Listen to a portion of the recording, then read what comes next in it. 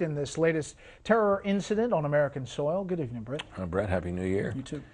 One almost felt sorry yesterday for White House counterterrorism advisor John Brennan during that appearance on Fox News Sunday. He was questioned closely by Chris Wallace on the administration's decision to treat that man who allegedly tried to bomb the Detroit-bound jetliner as an ordinary criminal defendant. The result of that was that Umar Abdulmutallab got a lawyer and clammed up.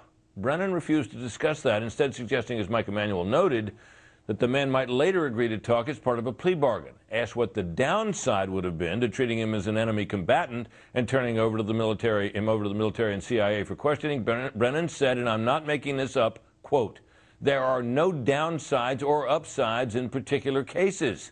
What we're trying to do is make sure we apply the right tool in the right instance. In this case, we made a determination that he should be tried in U.S. criminal court," end quote.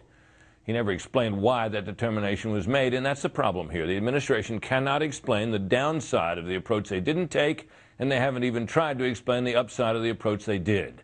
One suspects that that's because the upside is that criminal defendants can be put in U.S. jails, eliminating the need to find a place for them while Guantanamo Bay is being closed. Indeed, closing Guantanamo Bay seems to have emerged as a driving force in the Obama counterterrorism strategy. Brett? What about the political implications for all this? Well, this decision to treat this man, this latest attempted or would-be terrorist, as a criminal defendant seems to be wildly unpopular. There's a poll out from Rasmussen says 71% of the people questioned think he should have been tried in a military court. There's a plurality or majority says he should have been waterboarded. So this suggests the political potency of fear of terrorism.